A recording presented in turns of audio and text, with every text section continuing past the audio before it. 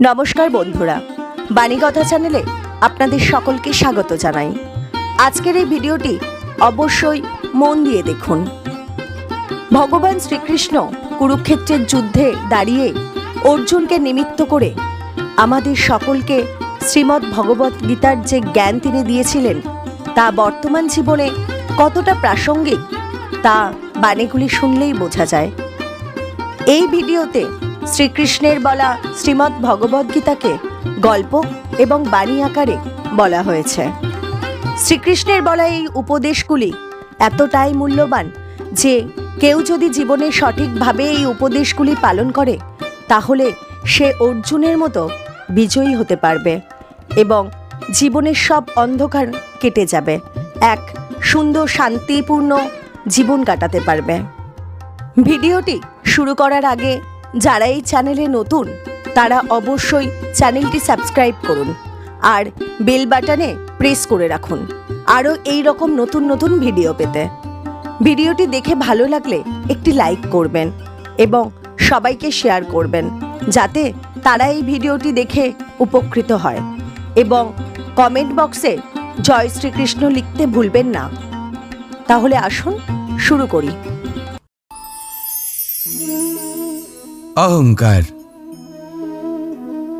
এ হলো ছোট একটা শব্দ, কিন্তু এর প্রভাব অত্যন্ত বৃহৎ হয়ে থাকে।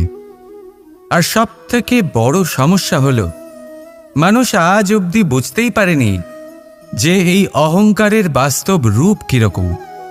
কেউ একে গর্বের নাম দেন, কেউ একে আত্মসম্মানের নাম দিয়ে থাকেন, এবং কোথাও একটা এমন সময় চলে আসে যখন সময় এই অহংকারকে ভেঙে খান খান করে দেয়।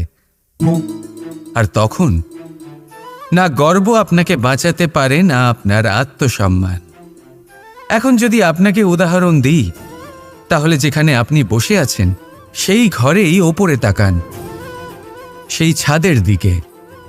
যদি এই ছাদ অহংকার করতে থাকে যে দেখো আমি তো সব থেকে উঁচু জায়গায় আছি, আমার চেয়ে ওপরে আর কেউ নেই, আমি এই ঘরে থাকা সমস্ত ব্যক্তিকে ছায়া প্রদান করি, যদি এই অহংকার এসে যায় তাহলে কি? একবার ভেবে দেখুন, যদি পরের দিন তার উপর আরও একটা তলা বানিয়ে দেওয়া হয় তাহলে কি? এই ছাদ যার নিজের উঁচু হবার অহংকার ছিল, যে সব থেকে ওপরে ছিল, সে এবার পায়ের তলায় চলে এসছে। এটাই হয়ে থাকে। মনে কখনোই অহংকার পোষণ করবেন না। যদি মনের মধ্যে কিছু রাখতে চান তাহলে প্রেমের ভাব রাখুন, স্নেহ রাখুন। এই অহংকারকে আপনি যা ইচ্ছে নাম দিন, গর্ব হোক, আত্মসম্মান হোক, এর দ্বারা আপনার কোনোভাবেই কোনো লাভ হবে না। তাহলে এই অহংকারকে ত্যাগ করুন আর আমার সাথে ভালোবেসে বলুন, রাধা রাধা। জলরাশির সাথে আমার প্রেম চিরন্তনের, তা সে মথুরার যমুনা নদীই হোক বা দ্বারকার সমুদ্রই হোক। সমুদ্রের ধারে চলতে চলতে যখন সেই কোমল ঢেউ পা ছুঁয়ে যায়, আহা, ক্লান্তি যেন দূর হয়ে যায়।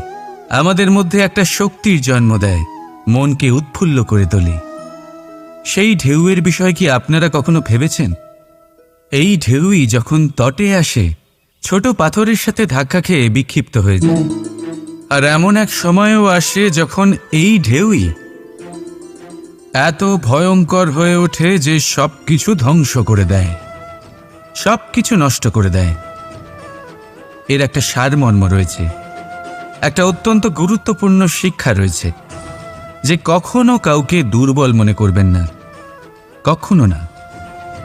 কারণ এই দুর্বলতা যখন তার প্রকৃত শক্তির রূপ দেখায়, প্রবল বিনাশ সৃষ্টি করে।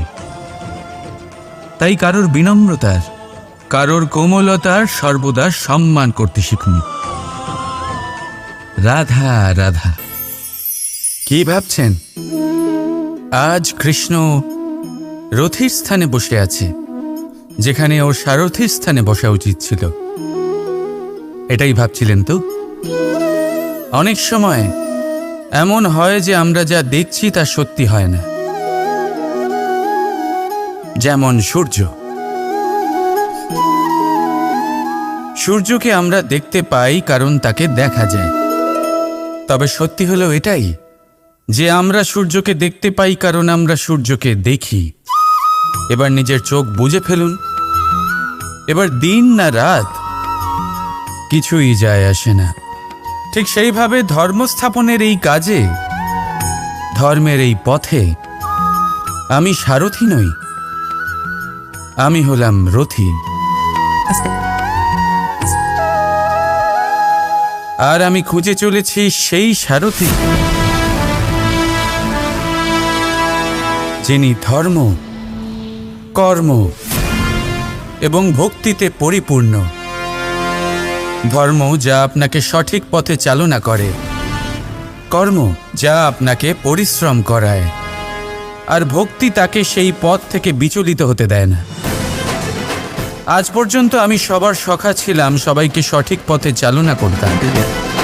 এবার আমি খুঁজে চলেছি সেই ব্যক্তিকে যিনি আমার সখা হবেন আর ধর্ম স্থাপনের এই শুভ কাজে আমার সাথী হবেন।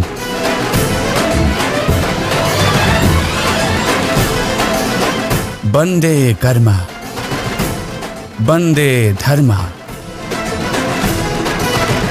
রাধা রাধা। আপনি কখনো আতর মেখেছেন? একটা শ্রেষ্ঠ আতরের গুণ হলো ওকে মাখার পরে অনেক দিন পর্যন্ত তার সুবাস থেকে যায়। তারপরে আপনি বস্ত্র বদল করুন বা রেখে দিন, তার সুবাস থেকেই যায়। এবার ধরে নিন এই আতর হলো আপনার কর্ম, আর আপনার শরীর, আপনার বস্ত্র হলো আপনার জিহ্বা। যত শ্রেষ্ঠ আপনার কর্ম হবে তত বেশি এই সংসার আপনাকে জানবে। আপনার কর্ম যদি সর্বশ্রেষ্ঠ হয় তাহলে সারা জীবন মনে রাখবে, আর জীবনের পরেও আপনাকে ভুলবে না। এই কর্ম ধর্ম ভেবে পালন করবেন, কারণ এই চিন্তা ভাবনাই সত্য হয়ে সামনে আসে। সেই জন্য ভাবনাকে পুষ্ট করুন, যুক্তিবোধ শ্রেষ্ঠ করে তুলুন। সব কিছু নিজে থেকেই হয়ে যাবে, পথ আপনা থেকেই সামনে চলে আসবে, কর্ম নিজে থেকেই হতে থাকবে। শুধু কর্ম ধর্ম মনে করে পালন করতে থাকুন, আর আমার সাথে ভালোবেসে বলুন রাধা রাধা। আপনার জীবনে আপনার প্রকৃত বন্ধু আসলে কে? আপনার সব থেকে শ্রেষ্ঠ মিত্র আসলে কে? তিনি যিনি সময় এলে পরে আপনাকে সাহায্য করেন, নাকি তিনি যিনি সময় এলে পরে আপনাকে অর্থ দেন? দেখুন, আমরা হলাম মানুষ, আমাদের জীবনে লেনদেন চলতেই থাকে। এটা আমাদের জীবনের অভিন্ন অংশ। কিন্তু অনেক সময় এমন হয় যে আমরা তাকেই নিজের প্রকৃত বন্ধু বলে মনে করি যিনি আমাদের একটা বহুমূল্য উপহার দেন, ঠিক কিনা? এবার আপনার জীবনে সেই বহুমূল্য উপহার কোনটা, ওই অমূল্য মিত্র আসলে কে, সেই সিদ্ধান্ত হলো আপনার। কিন্তু যদি আপনি আমাকে জিজ্ঞেস করেন তাহলে আমার মতে স্বর্ণ, হিরে, মুক্ত, ধন এগুলো বহুমূল্য নয়। বহুমূল্য হলো সঙ্গ, যখন আপনি একা হয়ে যাবেন, সময়, যখন আপনার তাকে প্রয়োজন হবে, সমর্পণ, যখন আপনার বিশ্বাসের প্রয়োজন পড়বে। যে মানুষ আপনার প্রতি এই 3 গুণ প্রদর্শন করেন, যিনি আপনার কঠিন সময়ে আপনাকে অবশ্যই সঙ্গ দেবেন, যখন আপনার প্রয়োজন পড়বে আপনাকে অবশ্যই সময় দেবেন, আপনার প্রতি সম্পূর্ণ সমর্পিত থাকবেন, সেই হলো আপনার আসল মিত্র, সেই হলো আপনার প্রকৃত বন্ধু। কারণ সত্যি বললে বন্ধুত্বের অর্থই হলো নিজেকে সম্পূর্ণরূপে কারোর কাছে সমর্পণ করে দেওয়া। তাই আপনার সেই বন্ধুর জন্য নিজের প্রাণ উজাড় করে দিন, আর ভালোবেসে বলুন রাধা রাধা।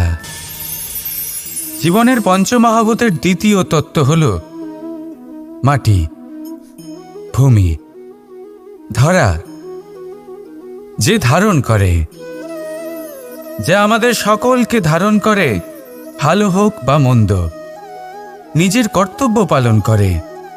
আর এটাই শিক্ষা আমাদের জন্য। আমাদেরকেও আমাদের সকল কর্তব্য পালন করতে হবে, তা সে আমাদের নিজেদের প্রতি হোক, আমাদের পরিবারের প্রতি হোক, সমাজের প্রতি হোক বা ঈশ্বরের প্রতি। এই শিক্ষা আমাদের মাটি দিয়ে থাকে, এ আমাদের পদতলে পিষ্ট হয়েও তার বদলে আমাদের বনস্পতি প্রদান করে। অগ্রসর হতে পদক্ষেপ নেওয়ার সময় আমরা পা দিয়েই ধরিত্রীকে পিছনে ঠেলি, কিন্তু এই মাটি আমাদের ঘৃণা করে না। সে আমাদের পরবর্তী পদক্ষেপের জন্য অপেক্ষা করে আর স্বাগত জানায়। আর হয়তো সেই জন্যই এই ধরাকে আমরা ধরিত্রী মাতা বলে থাকি। আর তাই এই পদবি, এই সম্মান, এই ভালোবাসা এর আকার বা এর ভারের জন্য একে প্রদান করা হয় না, প্রদান করা হয় এর স্বভাবের কারণে। আপনিও যদি ধরিত্রীর মতো হতে পারেন, যদি আপনিও নিজের সকল কর্তব্য পালন করেন, বিশ্বাসের সাথে তা স্বীকার করে নিতে পারেন, যদি অন্য কারোর সাফল্যেও আপনি প্রসন্ন হতে শিখতে পারেন, যদি আপনি একটু কষ্ট সহ্য করে অন্য কাউকে প্রসন্নতা প্রদান বা অন্য কাউকে সেবা করতে পারেন, তাহলে আপনিও মাটির মতোই মহান হয়ে উঠতে পারবেন। তাহলে আসুন আর আমার সাথে ভালোবেসে বলুন, রাধা রাধা।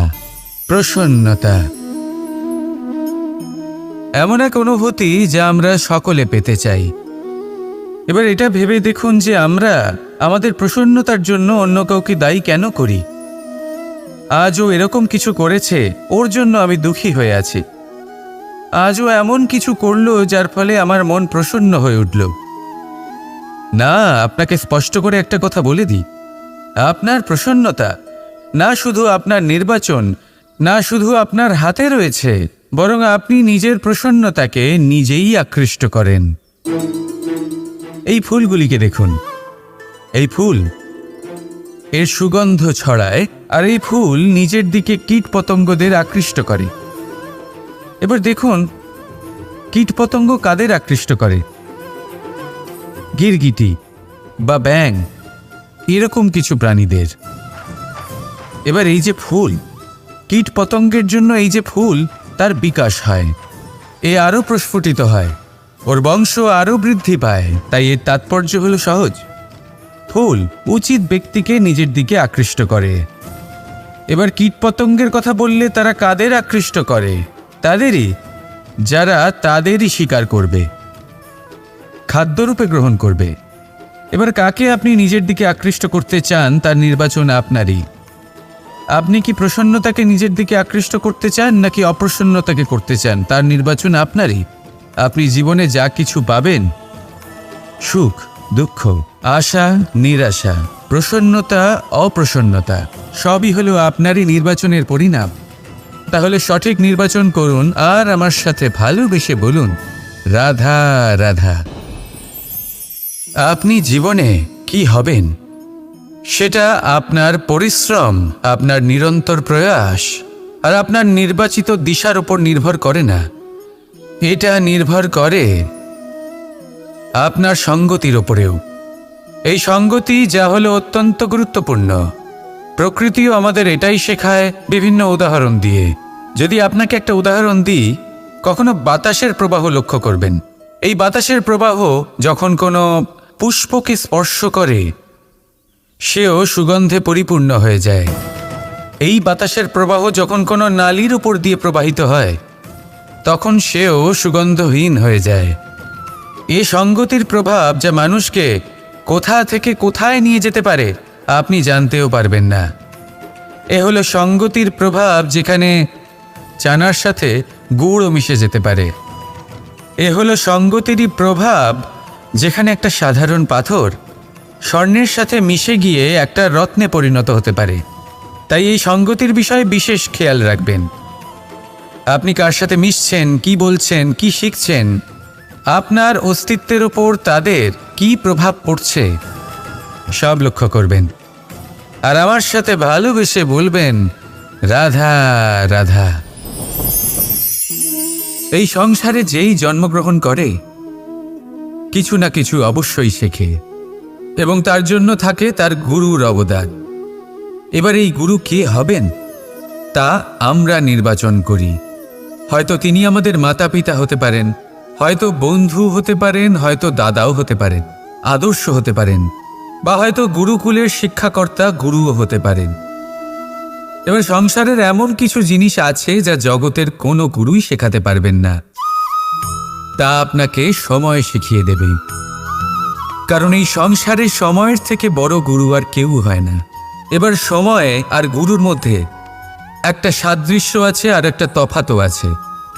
সাদৃশ্য হলো যে সময় আর গুরু দুজনেই আপনাকে শেখায়।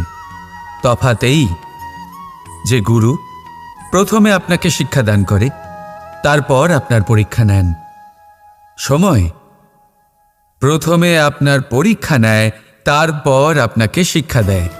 এবার শিক্ষা লাভ করে পরীক্ষা দেওয়া আর পরীক্ষা দিয়ে শিক্ষা লাভ করা এই দুই ভিন্ন বিষয়।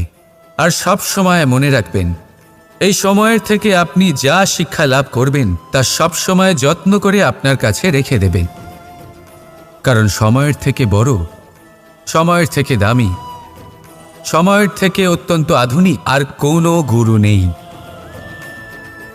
রাধা রাধা।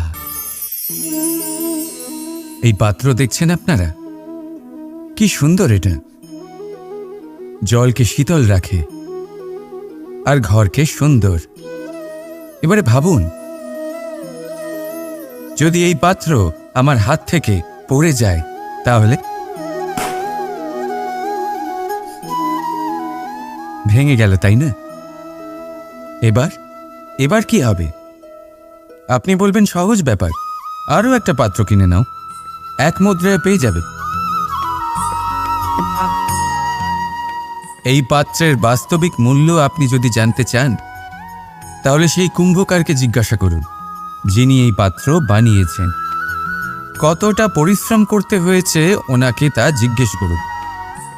সর্বপ্রথম তিনি সেই মাটি মেখেছেন, তারপর তাকে চাকায় বসিয়ে গঠন করেছেন, তারপর কতবার চেষ্টা করে তাকে সঠিক আকার দিয়েছেন, তারপর আগুনের তাপে পুড়িয়ে তাকে কঠিন বানিয়েছেন, তারপর রং করে তাকে সাজিয়ে আমাদের সামনে প্রস্তুত করেছেন। এত পরিশ্রম দ্বারা তৈরি এই পাত্র আমরা স্বল্প দামে নিজের করে নিলাম। এটাই হয় পরিবারের সাথেও। অনেক সময় মানুষ আবেগের বশে, স্বার্থের কারণে এই পরিবারকে ভেঙে ফেলে। কখনো ভেবেছেন সেই মাতা পিতার বিষয়, যারা সেই পরিবারকে গড়ে তুলেছেন, তাকে আগলে রেখেছেন, পালন পোষণ করেছেন? কখনো ভেবেছেন সেই বিষয়ে? ভবিষ্যতে যদি কখনো এরকম কোনো চিন্তাধারা মাথায় আসে, এমন কোনো ভাবনা আসে যার কারণে আপনি পরিবারকে ভাঙতে চলেছেন, নিজেকে আটকে নিন। নিজেকে মনে করান সেই মাতা পিতার বিষয়ে, ওনাদের পরিশ্রমের বিষয়, ওনাদের ধৈর্যের বিষয়, তাদের প্রেমের বিষয়। আপনার আশা আবেগ, আপনার স্বার্থসিদ্ধি, এই সব কিছু তার সামনে খুবই ছোট মনে হবে। রাধা রাধা। কখনো কখনো আমরা ভাবি যে কোনো ব্যক্তি যিনি ধর্মের পথে চলেছেন, যদি তার দ্বারা কোনো ভুল হয়ে থাকে তাহলে নিয়তি তাকে সেই মুহূর্তেই কঠোর শাস্তি দেন। কিন্তু সেই সব মানুষ যারা সংসারের সবথেকে বড় অধর্মী, বহু নিকৃষ্ট মানের কাজ করেন, তাদের নিয়তি অনেক সুযোগ দেন। তাদের নিয়তি এরকম কঠোর প্রহার করেন না। এই ভাবনা কখনো না কখনো মনে আসেই।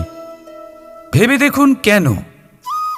আসলে জীবনকে বেশিরভাগ মানুষ একভাবেই দেখে থাকেন, বিভিন্ন স্তরে একে দেখা উচিত। এবার আপনি বলুন, এই সংসারে কোনো অধর্মী কখনো প্রেরণার উৎস হতে পারেন? কখনোই নয়। যে মানুষ নিজের আত্মাকে মলিন করে ফেলেছেন, তিনি এই সংসারকে কিভাবে প্রেরণা যোগাবেন? উনি নিজেই বুঝতে পারেন না কোনটা করা উচিত, ধর্ম কোনটা। তাই নিয়তি তাকে একটা সুযোগ দেন, এটা বোঝার সুযোগ দেন যে কোনটা উচিত, কোনটা ধর্ম। সুযোগ দেন নিজের বিবেক জাগিয়ে তোলার, তাকে সুযোগ দেন নিজের অন্তরাত্মার ডাক শোনার। যখন তাতেও কাজ হয় না, তখন নিয়তির কাছে একটাই পথ বাকি থাকে, আর তা হল মহাবিনাশ।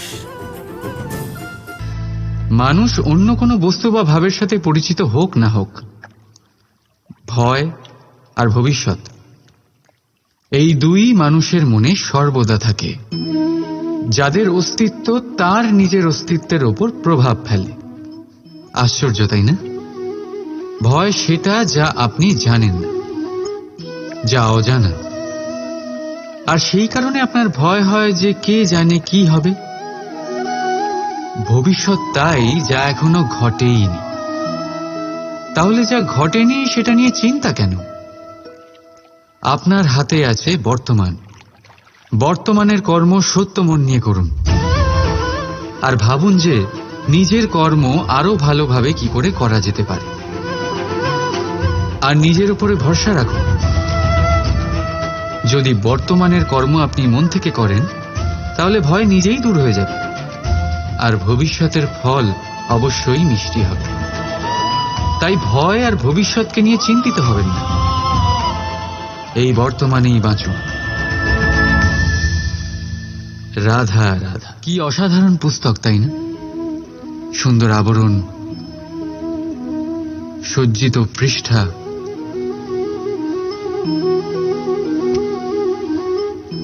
কিন্তু একে কি সত্যি অসাধারণ পুস্তক বলে গণ্য করা যায়? এটাতে যা লেখা আছে তা কি সত্য, প্রেরণাদায়ী, আমাদের জন্য মূল্যবান? কি করে নিশ্চিত হওয়া যায় এই বিষয়ে? এবার আপনারা বলবেন, এ তো সহজ ব্যাপার। আবরণ দেখে পুস্তকের গুণ বিচার করা যায় না। তার জন্য আপনাকে সেটা পড়তে হবে, সেটা বুঝতে হবে, সময় দিতে হবে, তাই না? একদম ঠিক ভাবছেন আপনারা। আশ্চর্য বিষয় হলো এটাই, একটা পুস্তকের ব্যাপারে আপনারা এই সব কিছু জানেন, কিন্তু কোনো ব্যক্তির ব্যাপারে আপনারা এইসব কথা নিয়ে একদম ভাবেন না। ব্যক্তির মূল্যায়ন তার বস্ত্র দিয়ে, তার শারীরিক রূপ দিয়ে বা তার সৌন্দর্য দিয়ে করা যায় না। তার জন্য আপনাকে সেই ব্যক্তির মন পড়তে হবে, বুঝতে হবে, তাকে সময় দিতে হবে। কিন্তু আমরা কি করি? গঠন, রং আর সৌন্দর্য দেখে আকৃষ্ট হয়ে যাই, সেটাকে প্রেম ভেবে বসি। আর প্রত্যেক দিন কাউকে না কাউকে এটা বলতে শোনা যায় যে তার প্রেম কাহিনী সফল হল না, সে প্রতারিত হয়েছে। কিন্তু এতে দোষ আর কারণ নয়, স্বয়ং আপনার। আপনি সেই ব্যক্তিকে সময় দেন, আপনি সেই ব্যক্তির বিচারধারা পরখ করেন। প্রেম কিছু মুহূর্তে তৈরি হওয়ার রন্ধন নয়, এর স্বাদ আস্বাদন করার জন্য আপনাকে জীবনভর সময় দিতে হবে। তাহলে সময় দিন, একে অপরের রূপকে নয়, আত্মাকে চিনুন, আর অতি অবশ্যই মন প্রসন্ন হয়ে বলে উঠুন, রাধা রাধা।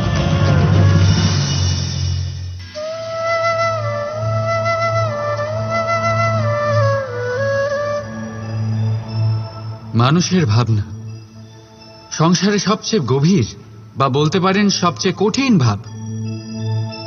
কখন কি ঘটে যাওয়ার পরে এই মন কি ভেবে বসবে, এটা বলা অসম্ভব। আর আমাদের এই ভাবনা অনেক সময় আমাদের মনে হীন চিন্তা নিয়ে আসে।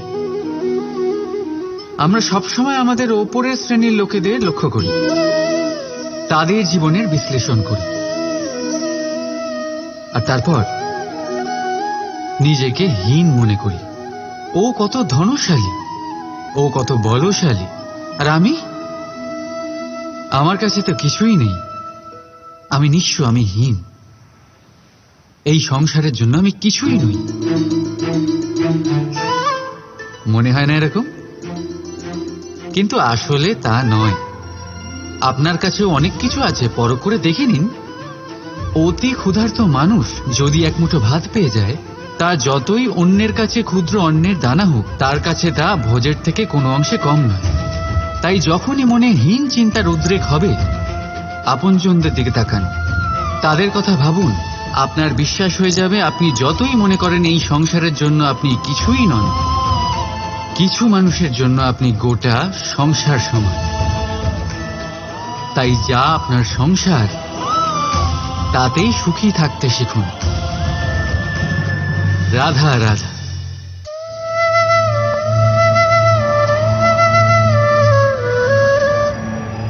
আশ্চর্য হচ্ছেন না আপনারা যে আমি কি করছি, কি লিখছি? দেখতে চান?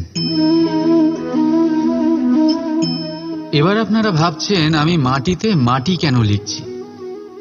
এর পেছনে একটা বড় কারণ আছে, কিন্তু সেটা বিশ্লেষণ করার আগে আমাকে একটু জলের ওপর জল লিখতে দিন।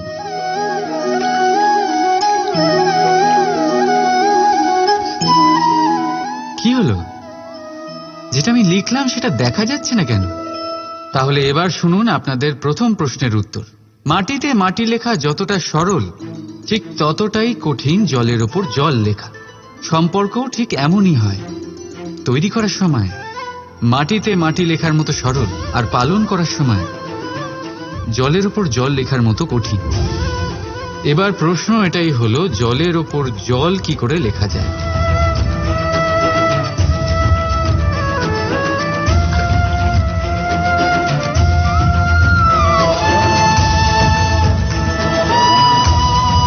যেভাবে এই পাথরগুলো জলের মধ্যে ডুবে জলের গভীরে চলে গেল, ঠিক এইভাবে আমাদের সম্পর্ক পালন করতে হবে। এই পাথরের মতো নিষ্ঠা সহকারে গভীরে যেতে হবে। সম্পর্ক কখনোই ভাঙবে না। রাধা রাধা।